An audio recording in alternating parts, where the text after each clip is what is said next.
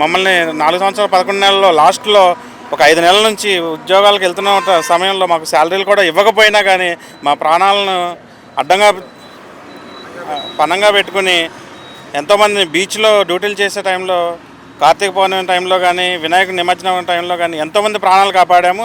వాటి ప్రూఫ్స్తో సహా మా దగ్గర ఉన్నాయి. విత్ ఆఫీసర్స్తో కూడా మేము ఎన్నో రివార్డులు కూడా తీసుకున్న సందర్భాల్లో ఫొటోస్ కూడా మా దగ్గర అన్ని క్లారిటీగా ఉన్నాయండి. తర్వాత ఇక్కడికి వచ్చారు, మరి కళ్యాణ్ గారు న్యాయం చేస్తారని నమ్ముతున్నారా సార్ మీరు? ఆయన మీద నమ్మకంతోనే ఇప్పుడు వచ్చామండి. ఆయన మీద నమ్మకంతోనే చాలామంది ఇక్కడ వచ్చాము. కావాలంటే చూడండి, మాతో పాటు చేసే వాళ్ళ ఉద్యోగులందరూ ఇక్కడే ఉన్నారు. 6 జిల్లాలు కోస్టల్, మన ఏపీ మొత్తం 6 జిల్లాలు ఉన్నాయండి. కోస్టల్ తీర ప్రాంతంలో మొత్తం 18 బోట్లు ఉన్నాయండి. ఈచ్ స్టేషన్కి వచ్చేసి 3 బోట్స్ ఉన్నాయి. ఇన్ కేసు అది బోట్స్ అనేది రిపేరింగ్లో ఉన్నా కానీ మేము స్టేషన్కి పరిమితం అయిపోయి ల్యాండింగ్ పాయింట్లే కానీ, బీచ్ డ్యూటీలో కానీ ఎన్నో విధాలుగా వాళ్ళకి సహాయం డ్యూటీ అన్న తర్వాత ఏదో ఒకటి చెప్తూనే ఉంటారు. చేయము అని చెప్పేసి ఉండదు. డిపార్ట్మెంట్ అంటే ఎంతో గౌరవంగా ఉన్న దీంట్లోనే మమ్మల్ని తీసేశారంటే ఎంత ఇదిగా ఉందండి. ఖచ్చితంగా కళ్యాణ్ గారు, మన డిప్యూటీ సీఎం గారు మమ్మల్ని ఆదరించి మా యొక్క సమస్యని పరిష్కరిస్తారని ఆయన దగ్గరికి వచ్చాము. ఇప్పుడు ఈ జనమనే కార్యక్రమానికి ఎందుకు వచ్చారు సార్? మేము కోస్టల్ సెక్యూరిటీ పోలీస్ స్టేషన్లో గత 5 సంవత్సరాలుగా మేము పనిచేసాం. జగన్ గారి గవర్నమెంట్లో 2022లో మమ్మల్ని ఏ విధమైన ఇంటిమేషన్ లేకుండా మమ్మల్ని పక్కన పెట్టారు. ఎందుకు ఇది పెట్టారు, ఏం జరిగింది అనేది మాకు ఏం అర్థం కాకుండా 2 సంవత్సరాలు తిరిగాం. ఆ 2 సంవత్సరాల్లోనూ మాకు ఏ విధమైన పరిష్కారం చేయలేదు. ఇప్పుడు మరి ఈ ప్రభుత్వం వచ్చింది 2 సంవత్సరాల నుంచి తిరుగుతున్నారు, మరి ఈ ప్రభుత్వం వచ్చిన తర్వాత మీకు న్యాయం చేస్తారని నమ్ముతున్నారా? అంటే ఈ పోస్టులు government, TDP government Chandrababu Naidu గారి హయాంలో తీసుకున్న పోస్టులు. ఆ కక్షతో మమ్మల్ని పక్కన పెట్టారు, తీస్తారనే ఉద్దేశంతో ఈ గవర్నమెంట్ వచ్చింది కదా, చంద్రబాబు నాయుడు గారు ఎంప్లాయ్మెంట్కి అవకాశం కల్పిస్తారని చెప్పి నమ్మకంతో ఇక్కడ వరకు వచ్చాం మేము. అలాగే మన పవన్ కళ్యాణ్ గారు కూడా నిరుపేదలైనటువంటి నిరుద్యోగులకి వారందరికీ ఉపాధి కల్పిస్తున్నారు కాబట్టి తప్పనిసరిగా మాకు న్యాయం జరుగుతుందని చెప్పి మేము ఆశించి అంత ఆశతో ఇక్కడ వరకు వచ్చాం అనమాట. సార్ మరి ఇప్పుడు ఎంతో చాలా దూరం నుంచి వచ్చారు ఈ జనమనే కార్యక్రమానికి, మరి పవన్ కళ్యాణ్ గారు న్యాయం చేస్తారని నమ్ముతున్నారా? పక్కా 100% జరుగుతుందని ఆశిస్తున్నాం. ఎందుకు సార్ పవన్ కళ్యాణ్ గారిని నమ్ముతున్నారు? ఆయన ఎందుకంటే ప్రతి కష్టం విలువ ఆయనకి తెలుసు. నిరుపేదలు ఎలా ఉంటున్నారు ఏంటి అనేది ముందు అందులోంచి వచ్చారు కాబట్టి ప్రతి ఒక్కరి సమస్యని పరిష్కరిస్తున్నారు. ఆల్రెడీ గెలవకముందే ఆయన ఎన్నో సమస్యలను పరిష్కరించారు. గెలిచింది అధికారం ఉంది కాబట్టి ఇంకా చక్కగానైనా మంచి సమస్యలు పరిష్కరిస్తారని చెప్పి ఎంతో నమ్మకంతో మేము ఆయన్ని నమ్మి 6 జిల్లాల నుంచి ఇక్కడ వరకు వచ్చాం మేము. అంటే ఇప్పుడు కళ్యాణ్ గారి పాలన వచ్చి 110 రోజుల దాకా అవుతుంది కదా, ఎలా ఉందండి? కళ్యాణ్ గారి పాలన బాగుందండి. కళ్యాణ్ గారి పాలన, చంద్రబాబు నాయుడు గారి పాలన చాలా బాగుంది. సమస్యలను కూడా చాలా మట్టికి చక్కబెడుతున్నారు. మీరు ఎంప్లాయ్మెంట్ కూడా కల్పించడానికి దిశలో అడుగులు వేస్తున్నారు. ఎందుకు వచ్చారు ఈ జనమనే కార్యక్రమానికి? మా బాగా చెప్పుకుందాం వచ్చాను. ఏంటి అసలు మీ సమస్య అనేది ఏంటి ప్రధానంగా? అప్పుల బాధ. మా జీతం సరిపోవట్లేదు. నేను పెట్రోల్ బంకులో చేస్తాను. జీతం నెలకి 10,000 ఇస్తారు. 4 గంటలు డ్యూటీ చేయాలి, నైట్ తిరగాయాలి. పోనీ ఇంకో పని ఏమైనా చేసుకుందామంటే ఇక్కడ డ్యూటీ చేసి వేరే దానికి వెళ్ళడం కుదరదు. నిద్ర వచ్చేస్తుంది డ్యూటీ దగ్గరనే. అవతల పెట్రోల్ బంక్లో చేస్తారు మీరు? ఇవన్నీ చెప్పకుండా మళ్ళీ నాకు ఇబ్బంది అవుతుంది. అది దానివల్ల మళ్ళీ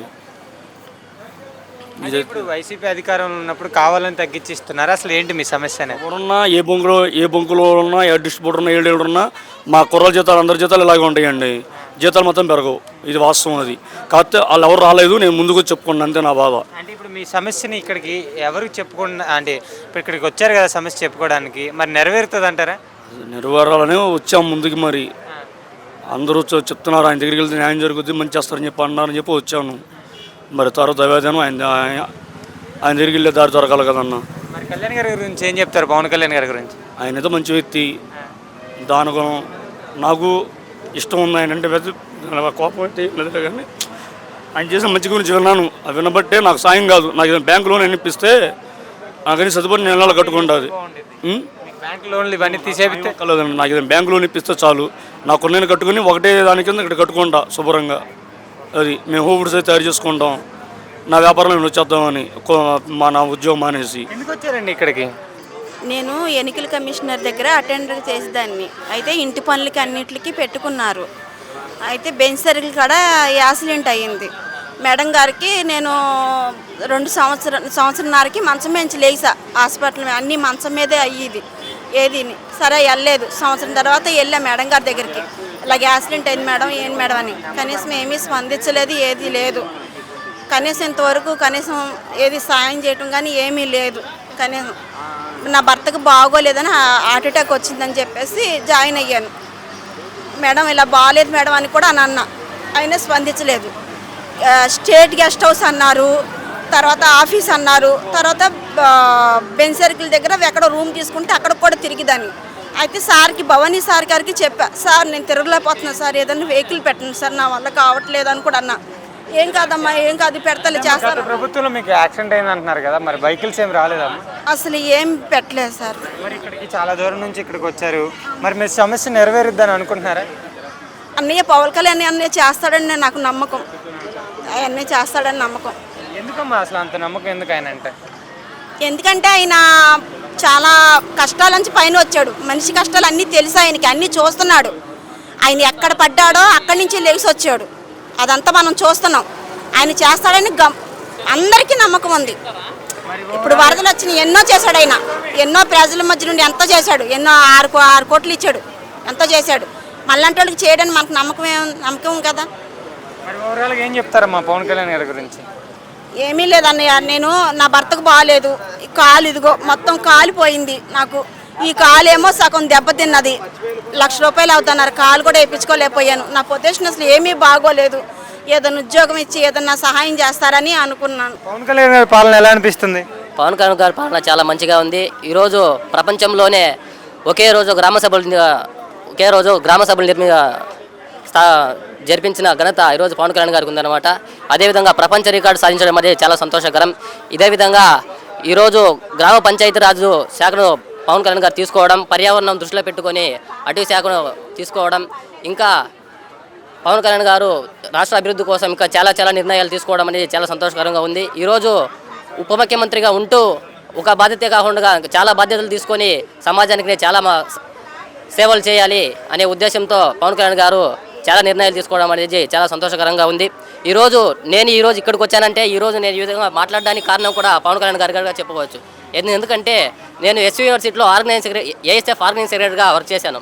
అప్పుడు మంచి నాయకులు ఈ సమాజంలో వస్తారా, వచ్చినప్పుడు ఆ నాయకుడికి మనం సపోర్ట్ చేసి సమాజ అభివృద్ధికి, రాష్ట్ర అభివృద్ధికి, దేశాభివృద్ధికి తోడ్పడదామని ఆలోచిస్తున్న తరుణంలో మన పవన్ కళ్యాణ్ గారు ఒక మంచి నాయకుడిగా మాకు కనబడడం వల్ల పవన్ కళ్యాణ్ గారికి సపోర్ట్ చేస్తూ ఇప్పుడు రాష్ట్రానికి, దేశాభివృద్ధికి సహకరిస్తున్నాం.